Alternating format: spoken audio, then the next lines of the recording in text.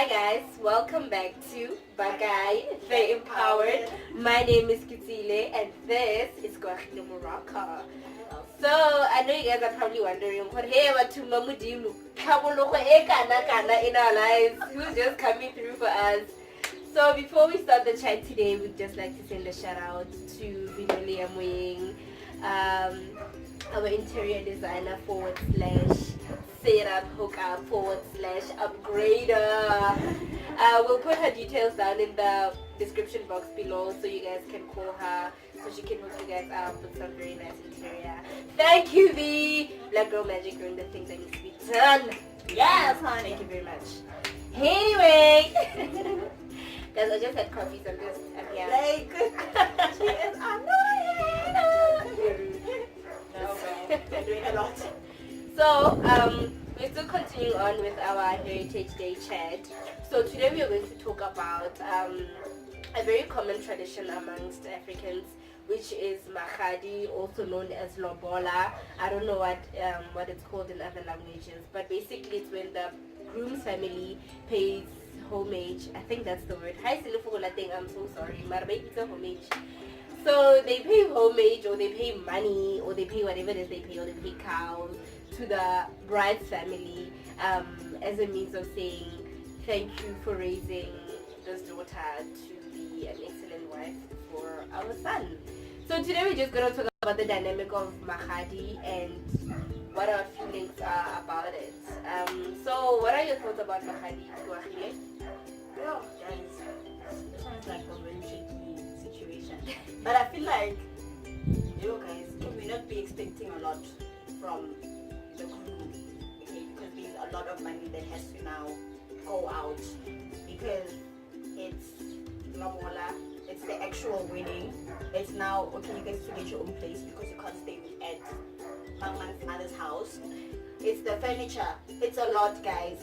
And then when it's again, you hear for a mama, they paid 80,000 for this particular person. You're like, for what, girl? No, guys. Let's not be rude. You know what? From my understanding, it is a thank you. But you know what? Look at this. Gwahile is now Mosadi or Desiree. You know, she has her own things in life, and thank you that she's grown up to be this magnificent human being. And now, obviously, my family is losing out because I'm basically being taken and converted into this new family, which should be my husband's family. So, you know, like to sort of soften the blow that they are basically losing a daughter.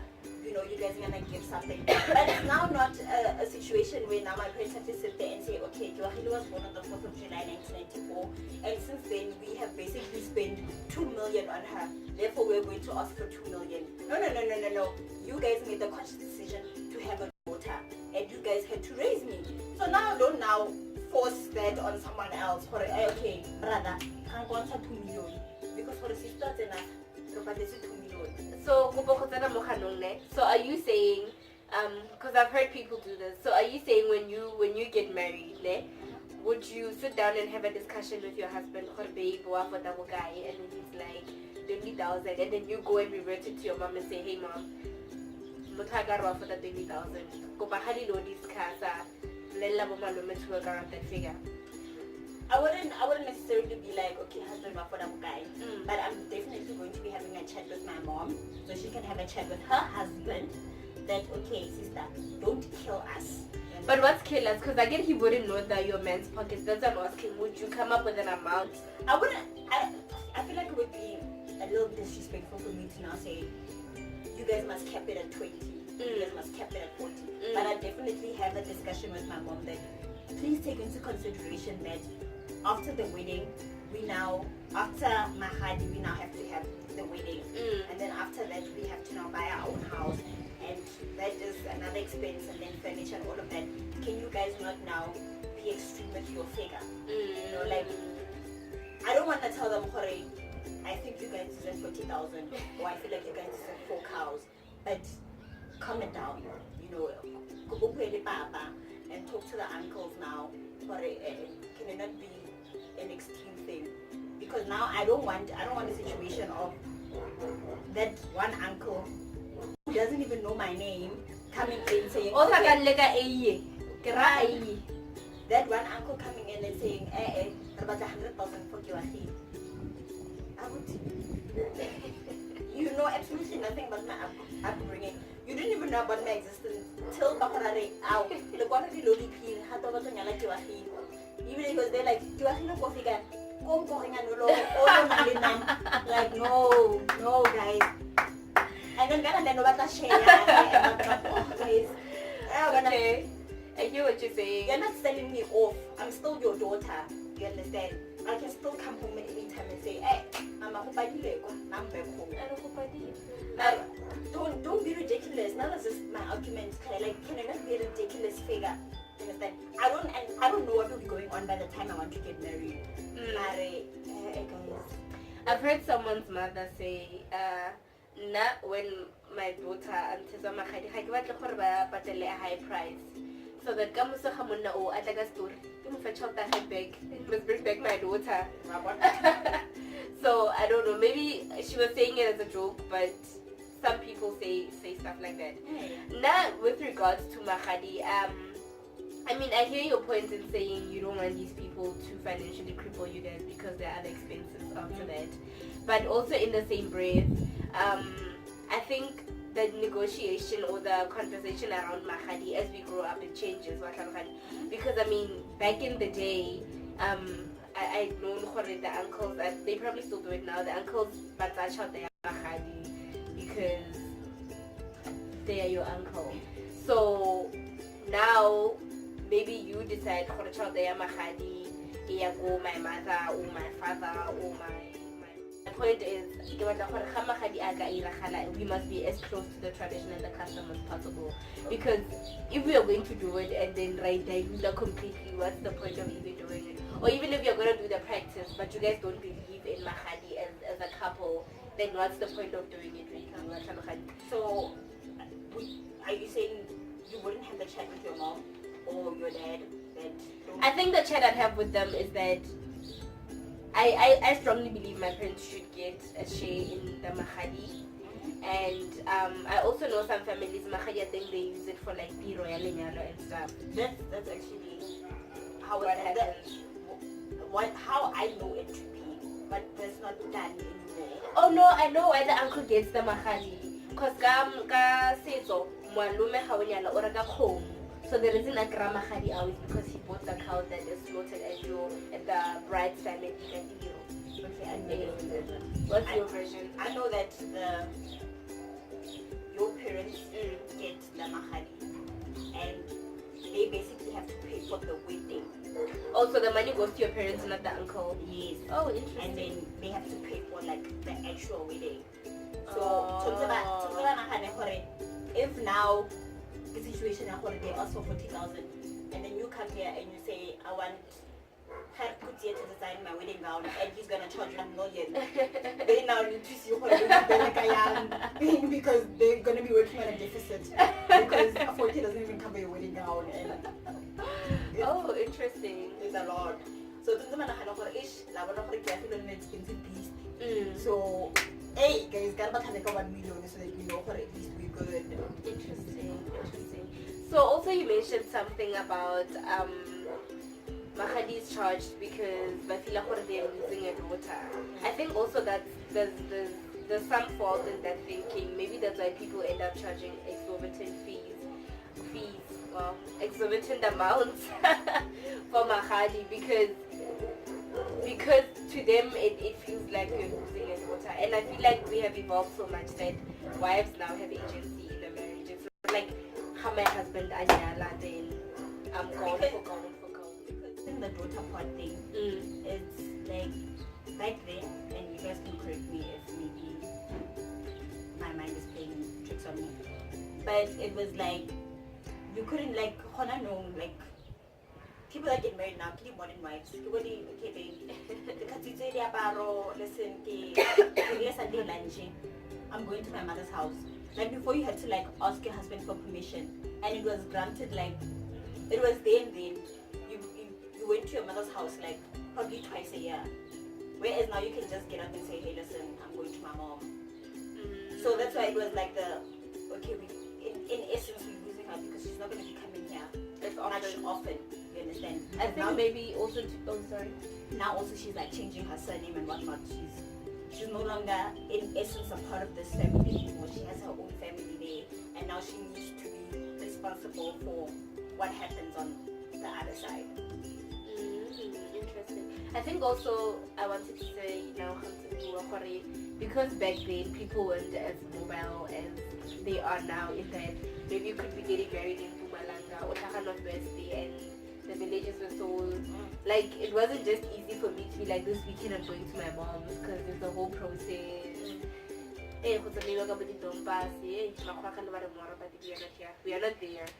So I think also back in the day it was harder for people to get around. So maybe that's why they also have the concept of we are losing her because I mean if you watch Kumbule Kaya you'll see as I made 13 years. I live in Sohorosha Friday. But anyway, we are not there. So yeah, anything you'd like to add on the chat, Yamahani? Do you think there should be like a minimum? Someone once made a Mahadi calculator. I don't like that Mahadi calculator.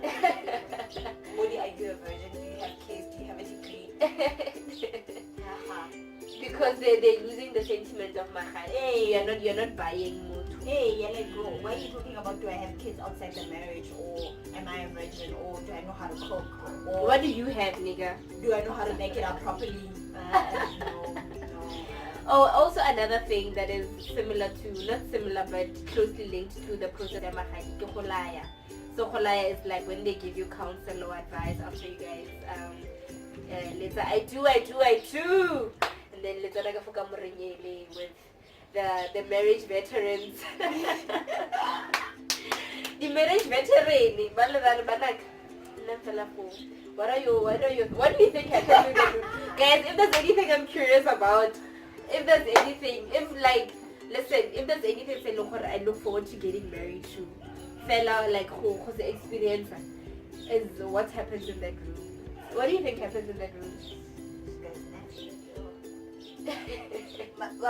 The problem is you are now getting advice from someone who's been married for the past 40 years. And the way things are done then, and the way we're doing things now, it's we're taking different. So now my problem is getting into that room and then getting, my 80-year-old grandmother saying, listen, Mona, when I don't want to have such conversation. And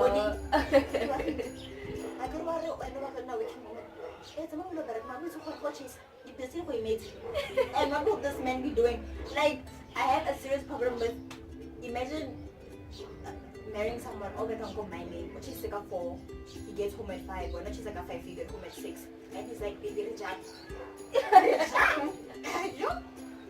You also choose up. Like, I have a problem with mindset. The chat in the mindset. Yeah, but okay, 80-year-old grandmother, you want to listen.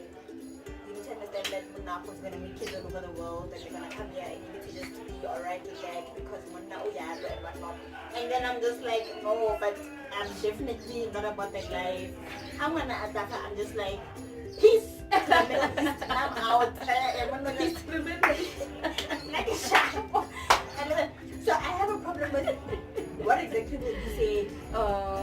Like the actual conversation. I want to think if we're thinking, I want to try if I'm going to go into that room, at least in a situation of listen, if it doesn't work out, it doesn't work out. But home is home. Why you still find your guy? Come back home. The advisors in that room needs to be transformed to this day and age. Exactly.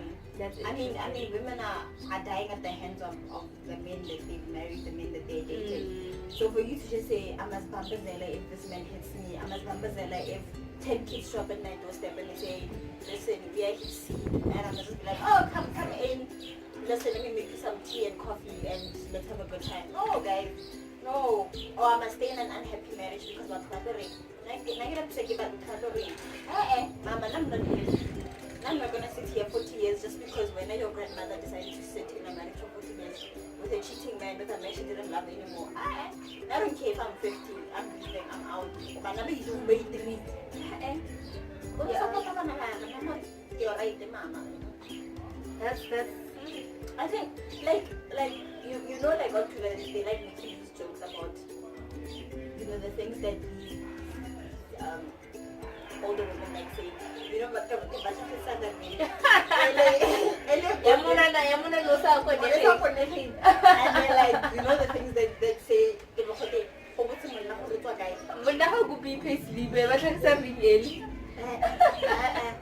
I have a problem with if the chat I'm gonna be having in the room is with Basari Bam.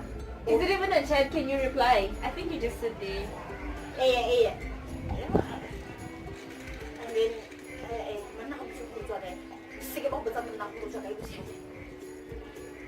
no ma'am, have you seen the HIV and AIDS stats in South Africa? I will definitely be asking him Horozwa guy. Guys, I wanna have a serious problem with doing an deal. Untransformed advice. Yeah. Let's move with the times. I remember I think I caught a glimpse of what's the show? Perfect Wedding. And it was like at the wedding, now speeches. And the mom was like, listen, address how you they will always be your home.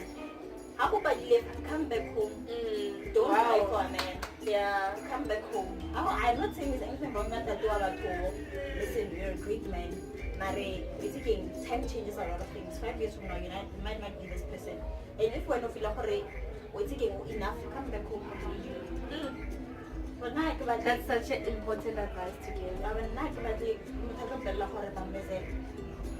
It's again, get to go ICU. Get for the